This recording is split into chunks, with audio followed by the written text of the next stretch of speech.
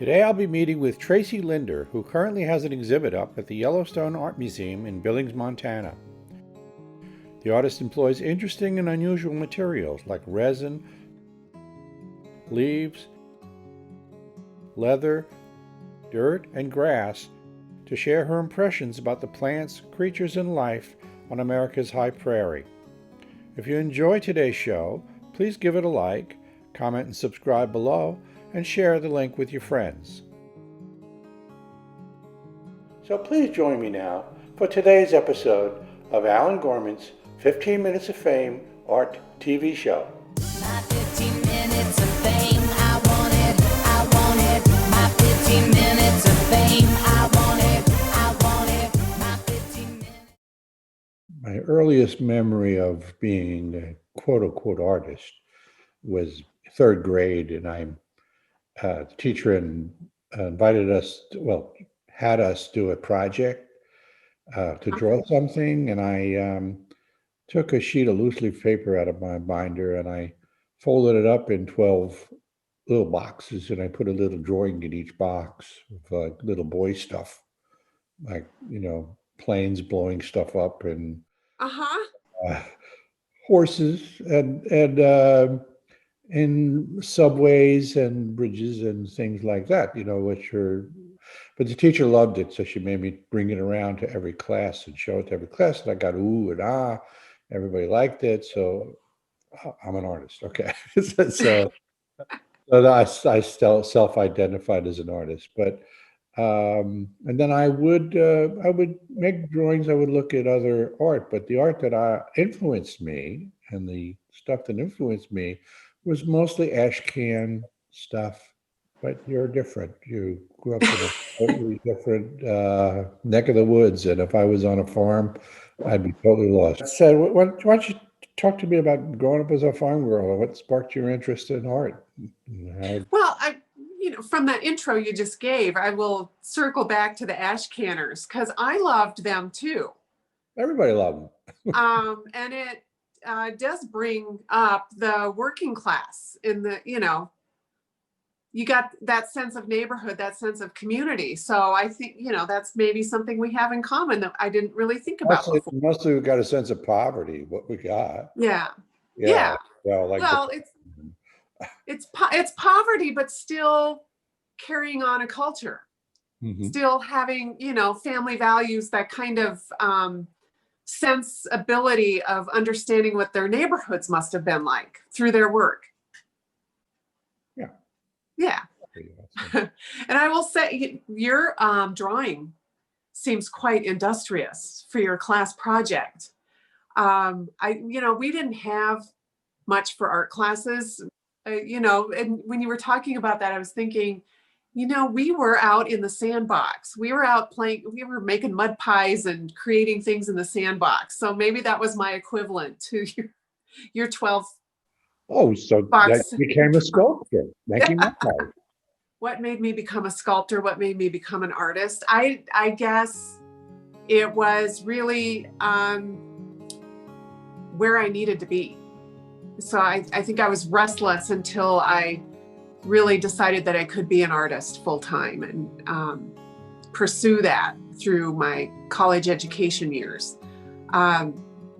Otherwise, I think that creativity was so much a natural part of growing up on a farm. You're just used to using that part of your brain. And I entered college thinking for some reason I was going to be an accountant. And there's a moment, where all of a sudden it comes forth that there's a hard way of thinking, a hard line of thinking in the accounting world that once I realized that's what I would be spending my time on, I kind of went back to taking more art classes and really pursuing an arts education. I could think of nothing more boring than being an accountant. There is some creativity in it, but fudging the numbers. Okay. So you started by doing drawings and paintings? The way the program was structured that I was in, you started with drawing, and it was really a heavy foundation drawing program that they believed heavily in that's the most important skill. And there's a lot of ways that I believe they were right. Well, Because being able to see and interpret what you see. yeah, and being able to portray 3 dimensions on a 2-dimensional surface definitely lends itself to then later using the 3rd dimension all the time. So I'm glad I had that foundation built. I read something about your influences. You mentioned Eva Hesse, who is, I saw a documentary on Eva Hesse, and it just blew me away. And what a groundbreaker she was. How do you, what parallels can you draw between your work and hers? And could you illuminate what attracts you about Eva Hesse's work a little bit for our audiences? I think the biggest attraction is the hardest thing to describe. And that is what you experience, what you feel when you see her work in person. I was always interested in her work in school, only seeing it through slides and in books. The first time you see an Eva Hesse or a Joseph Beuys or a Martin Puryear, or, all of these carefully crafted works that it by and large doesn't read well on images. It's just so great to come to New York and see them on display all the time. And it really, for me, with all 3 of those artists, is a sense that there's a visceral response. You feel a presence there that goes beyond just looking at the work. And I think that's what I'm always trying to key into through my work. And I think the word visceral is overused, unfortunately, because I really am trying to reach into that core of your emotion and psychological state to kind of transform the way you think or feel about a piece. Bingo. Thank you. That's exactly what I was looking for. So I'll put the links to places where you can see these artists' works, and Tracy's work will be below the video, so you check them out. So which makes a nice segue into your work. Let's go through some of the pieces. I'll mention some of the pieces, and then you can elaborate on some of the pieces. So Okay. one of my favorites, and one thing that really struck me, and even though the backstory behind it, which I'm going to ask you about, is Conversations with the Land. What is that? Tell people what that is. Okay. Well, it's a series of 7 large, like 6 foot wide by 8 foot tall, kind of parchment hide-like surfaces that I exposed images of still working family farmers on. And at that time, as family farming was really dwindling in the early 90s, up the whole 90s, I was out photographing those that were still operating at that time. And some of them still are going today, by the way. They didn't all die off. And it's kind of been reinvented in different ways. But I wanted to acknowledge in that work, Conversation with the Land, if you could have a conversation with the land, what would it think? And it ties into work down the road too, is are we friend or foe with how we're handling the land? And I think that changes from where you're at, what your perspective is, and how you think things should be going, and what hard decisions are having to be made. So recognizing how complex that was, I kind of titled the piece that, and used working farmers in the images. And so they're exposed on the Animal Collagen sheets. The images are the size of the sheet. So they're big images that I portrayed on each one. And because of the process, as you walk through the installation, the images become fugitives. From some angles, you can see them really well, and other angles, they kind of disappear and get a little messy. So let's talk about some of the other work. Okay. Gloves. Aha. What's that? Well, gloves came about just from a sense of wanting to show the hand labor in all of the work. And I started collecting them from farmers and ranchers. And then, as people learned of the piece, I got gloves from other occupations as well, landscaper, and I know I have a theater grip, and I'm forgetting whoever else sent me gloves, but really it was to sort of commemorate the lifespan of the glove. And I think about it in its original form as a skin on an animal, whether it's deer, pig, calf. That skin was protecting that animal in that lifespan, and then it became a protector of our skin for its lifespan as a glove. So hopefully in the work, you get a sense of the labor that glove has been through by the wear and tear and the marks and the different colorations on the pieces. So I was hoping that would come through to people. A lot of times, I think, guilty as charged. We don't think about the backstory, and thanks so much for filling in the blanks, because we just look at it. Do we like the aesthetic or not? Yeah. And does the aesthetic capture us, or is it fascinating? So the gloves are resin coated. I resined the actual leather gloves so that they're hardened into that position. Yeah. So they're and then another multiple, again, multiples, uh, being fascinated by, just taking a commonplace object or an object that you don't even pay much attention to, and then playing with it and making it dramatic. But wings. Mm-hmm. So what's that? But talk about that.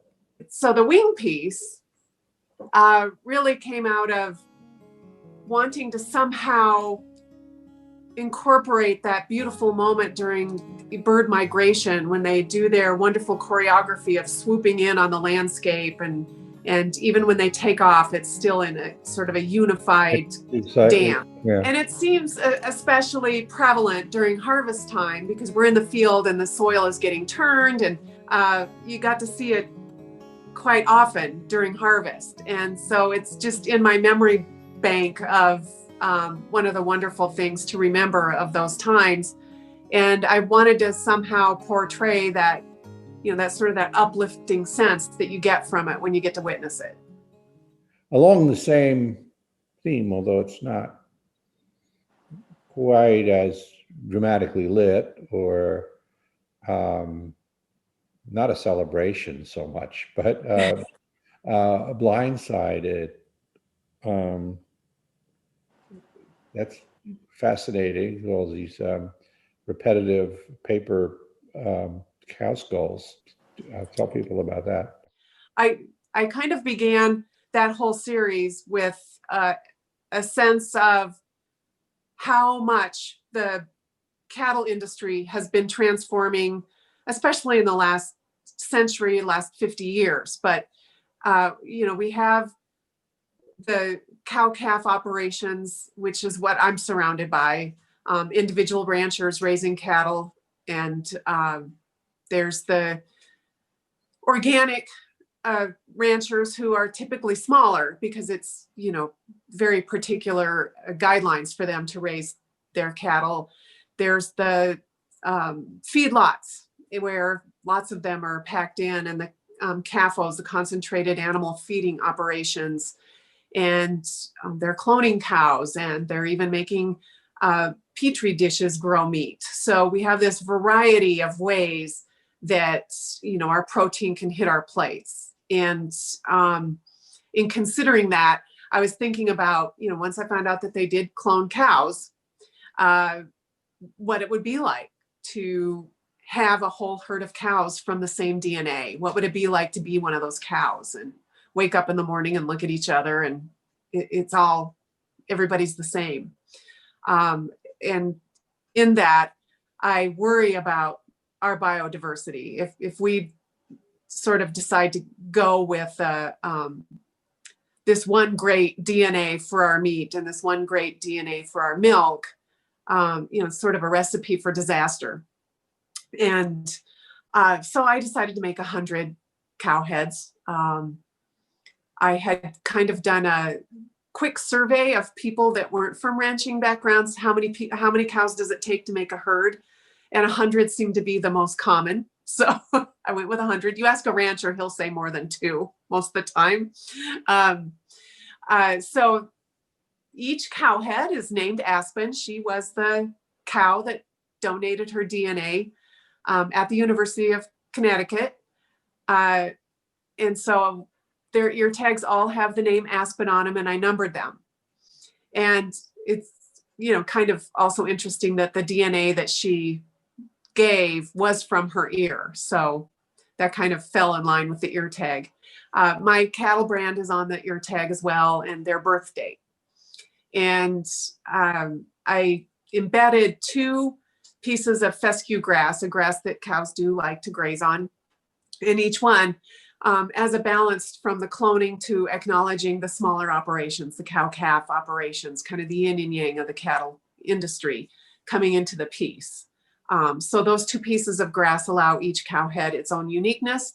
And what I like when they're hung all together is it also starts looking like a calligraphy as you look through all of the different cows. What's interesting about the, just aesthetically, you didn't have to embed the fescue grass to make the statement, but then Right. embedding the fescue grass gives enough variation that they do become individual and fascinating without losing the concept. But so that kind of a special magic that you have. Also, considering the aesthetic value of the and the craftsmanship of the piece, and Yeah. then in the papers, you cast the paper. Yes.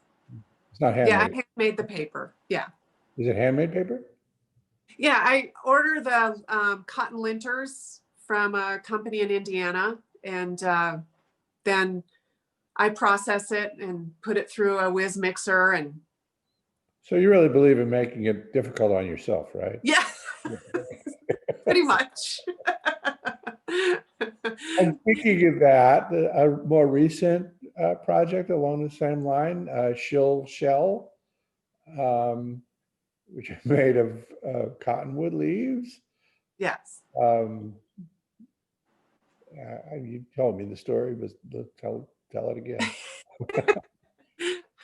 Well, the title comes from Shell thinking as a protector and Shill as an imposter. And as I mentioned before, sort of that friend or foe thing. When I was considering looking, I've been out here on the prairie for 28 years, I think, and have witnessed extreme drought and extreme wet springs and watching different crops get planted, all these fires, all of these different things that affect the bird population.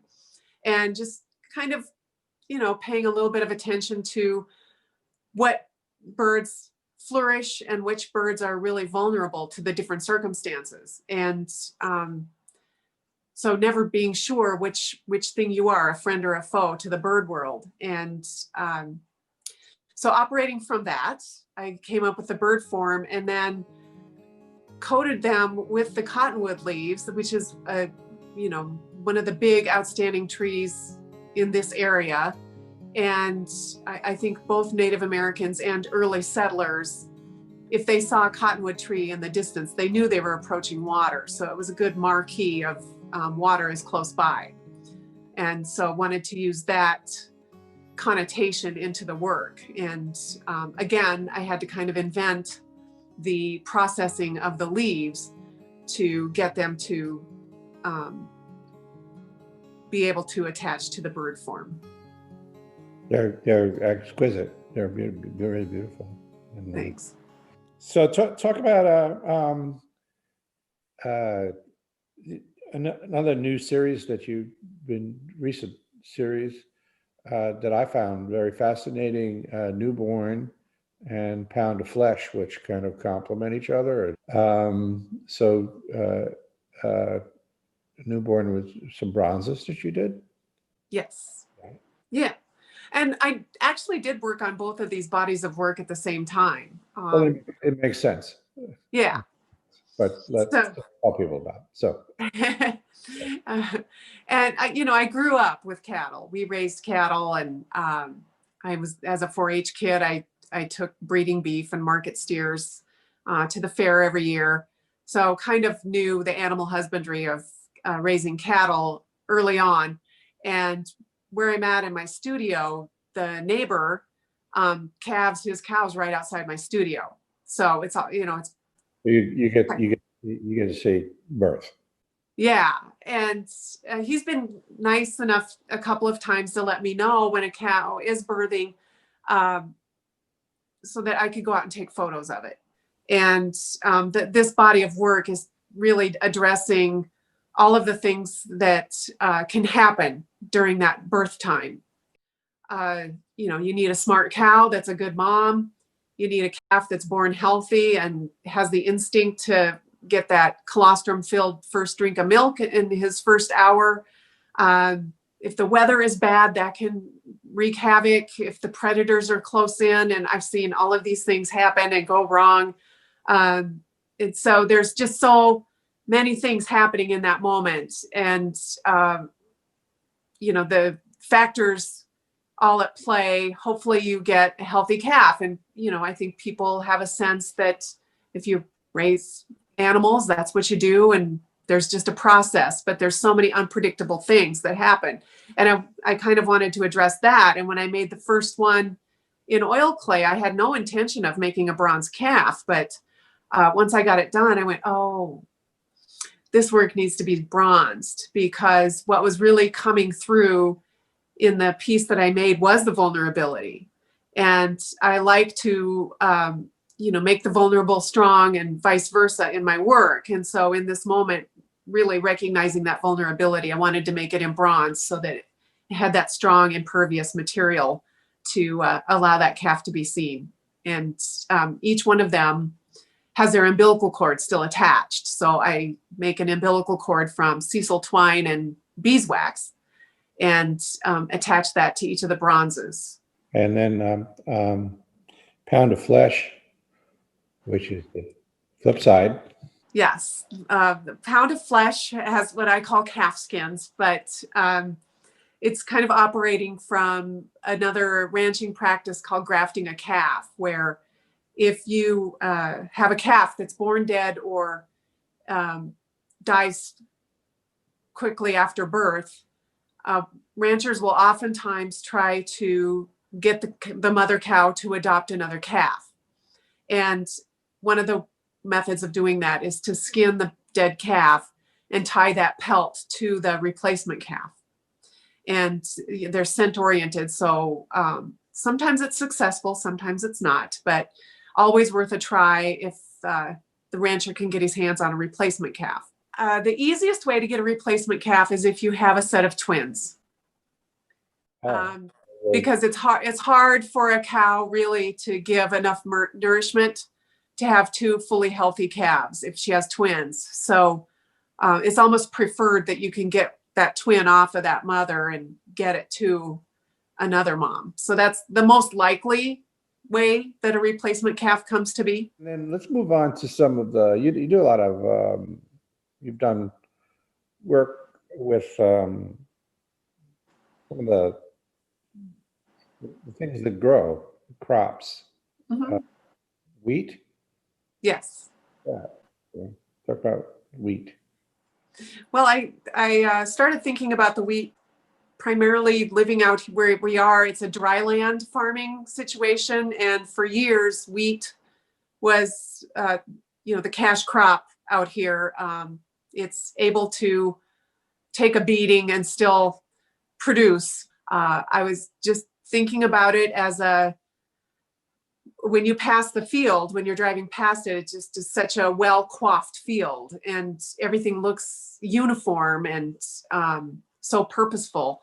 And I wanted to consider kind of the biography of each wheat. So, they have to withstand, lots of wind and different storms. Hail is one of the ones that can wipe it out, but insects come and go. The wildlife runs through the fields. Humans are coming through the fields with machinery, different things, and how much each wheat head on its own endures. So I kind of created these 3 wheat heads, at a human scale, but Well, it's hopefully a chance for people to, kind of consider where all of our food sources, where they come from. And once again, I thank you so much for sharing the backstory with these things, because yeah, really they're just in and to themselves, they're just beautiful works of art. thanks. But Yeah, that's the primary, but there's something so much goal. deeper about them, and they're just a statement, and it's important for people to know the statement. I mean, so you told me that your family history there were homesteaders, or they they they were among the original people to break the soil, the virgin Yeah, soil. yeah, And you said you on one side came from Volga Germans yeah, from Russia, and they came here. yeah. Yep. Um, in Plowshares, does that talk to that? Yep. Yeah. You're segueing to the plowshares, are you? I'm sneaky. Well, I wanted to do this body of work, and it really came about this summer because I had room in the exhibit that's up, so I had all of the, inspiration to get it done. But the plowshares has been something I've wanted to revisit for a long time. I had done a body of work in grad school with the plowshare, but it didn't make sense to me to use it until recently, when farming practices really are moving away from plowing so that they can keep the moisture and carbon in the soil. They're doing no-till kind of ways of handling the soil. And so I wanted to give the plowshare its moment of contemplation, where we think about the sod busters that came out here and did the backbreaking work of turning the soil over so that they could raise crops, and acknowledge that we're getting better and better at our practices in not having soil erosion. Shares, and they are 9 feet tall. I kind of upscaled them a little bit, and Well, you made them the size of a combine, right? So yeah. okay, I'll show you. Yeah.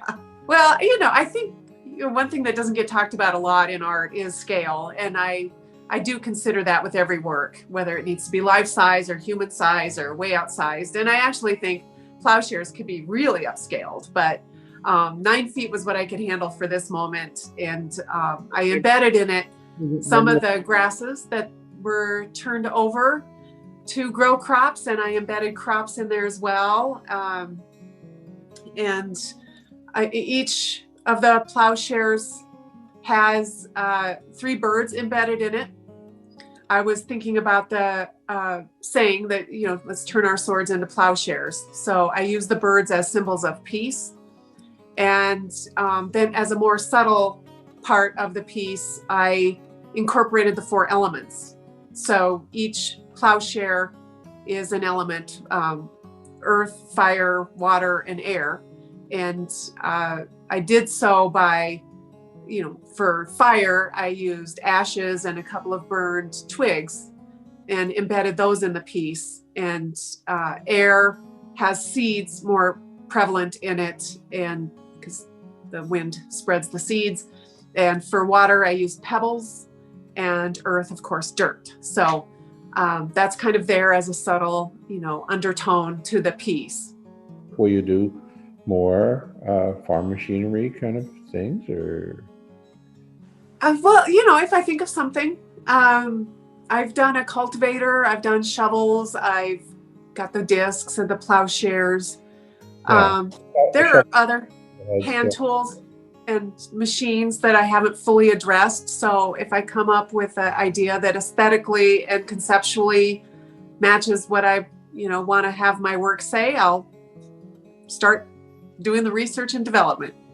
Well, I'm sure you've got many, many years of more terrific examples of this. Your environment and passion. So your website is tracylinder.com. Yes. And links to your Instagram and Facebook if people want to follow you and hopefully they'll become fans like I am. So Tracy Linder. So I thank you so much for spending time with us and me, and I'm really proud to have you're one of my heroes. You know that. So thanks again. Thanks for having me, Allan. It was a pleasure. Thanks for watching today. I really hope you enjoyed today's episode. Please leave your comments and subscribe, and also sign up for my newsletter at www.allangormanart.com. This way you'll never miss another episode of Allan Gorman's 15 Minutes of Fame Art TV show.